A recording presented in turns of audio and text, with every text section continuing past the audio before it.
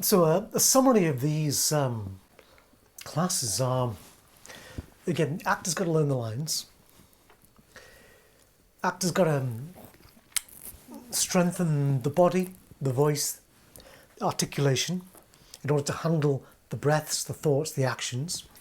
Actors got to tune in to how to play different psychological actions, and has got to sort of pick up little techniques for getting from one action to the other quickly and powerfully, be it using substitutions, be it using the towel of truth, objects. The actor's got to play with different actions in order to find what works. Looking for the high point in the speech, thinking about your beginnings and your ends. Even the stage craft idea of just taking a step forward or the look up. That reminds me of another one, your eye line. Now, often best not to look at the panel, though students have reported to me that sometimes the panel will say, someone in the panel will say, hey, why are you looking over there when I'm here? But, 9 times out of 10, you look at the panel and they say, don't look at us. We're not an audience.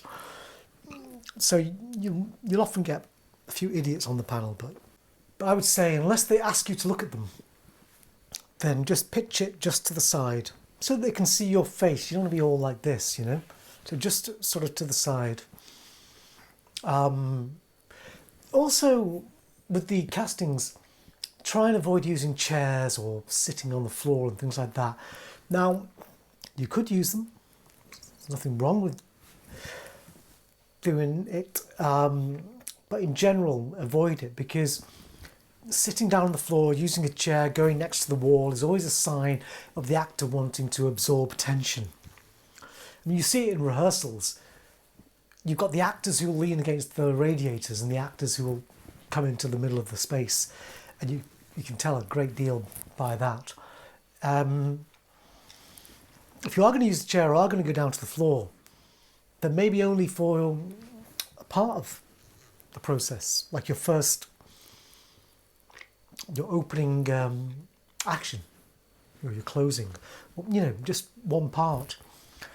I mean, I'm not a big fan on putting a chair on the stage to talk to an empty chair on an audition. Just imagine them over there. I mean, what's quite good is to identify something in the room which you can lock as your eye line, like a light switch, an exit sign, a door handle, whatever it is. But don't imagine the character you're speaking to is in the air or something. Just give it a real focus, which you can then return to. Also, another thing about what you wear. I remember doing auditions for a Shakespeare show at some point, and someone came in and for the audition, and they said, "Oh, is there somewhere I can change?" So then they went and changed. Then they came out and did their speech, but the changing makes no difference. Just come in wearing something you can act in. Just I don't know, tracksuit or something, or just some loose clothing. So not too restrictive, not too dressed up. Don't go for anything that's too sexy or anything. Anything. That's a similar thing with the choice of audition speeches. The kind of, I want to commit suicide in a concentration camp speech because I keep being raped. A companion to that kind of speech is the overly sexual thing. As soon as someone starts unbuttoning their shirt or something, it might be fun to watch, but you don't respect them as an actor. It doesn't impress anyone. I mean, that is a lot of what distinguishes, models from actors in a way, that the model has got their look, but the actor has to make an effort and learn lines. It's a different game. Another odd thing is sometimes if you have to stop and start, or someone gives you a line to start from, I often find that actors will say, "Okay, what's the line before that?" So you give them a line. Can you start it to be or not to be? And they go, "Okay, I will start there, but what's the line before that?" and they actually start a line before the line you ask them to start at. It's nonsense.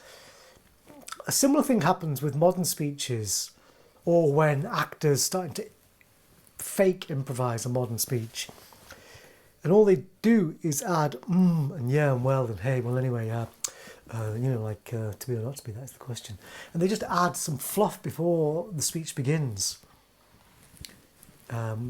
Waste of time. But what we're just trying to do is almost be clean and precise. I mean, I'll often ask students about, do you watch X Factor, American Idol, those shows?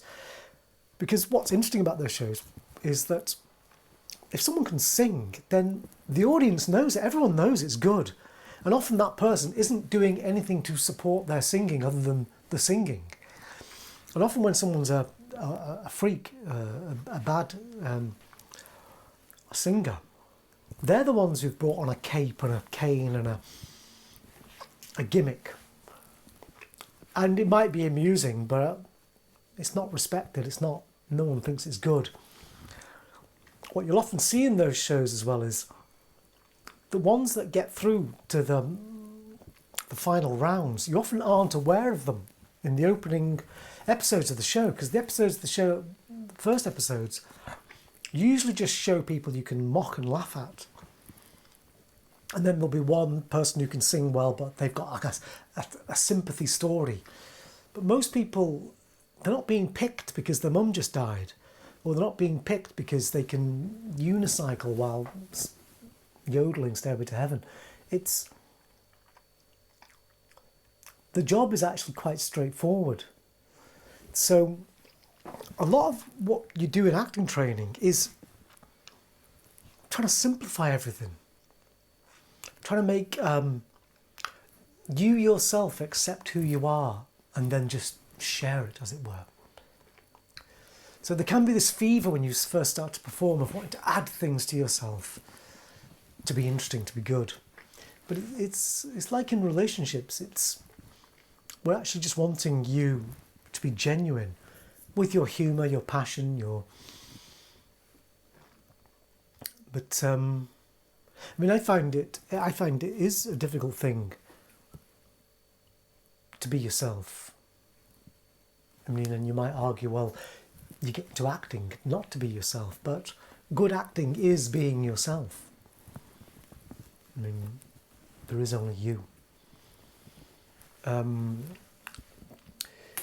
Again, another philosophy at RADA was the idea that there is no character.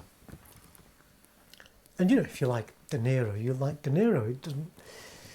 You don't think I only like him when he plays people who drive cars for a living, or when he plays soldiers. It's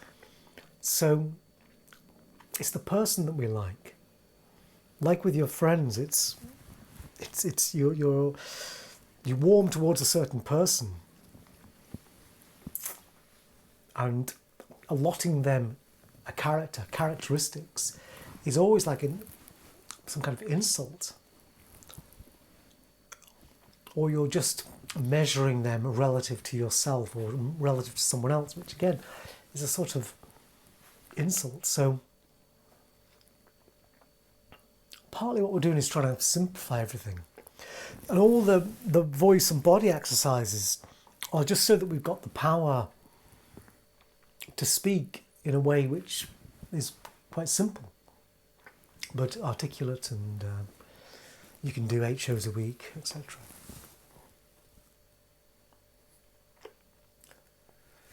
There is something of a circle in preparing things that you can end up doing. You can begin by doing a lot of work in order to come back with what will feel like just walking in and speaking simply. Because all the work you've done, after a while you start to forget it, because what I mean by forget is you've absorbed it. It has become a habit. And we're just setting up habits which then we can forget.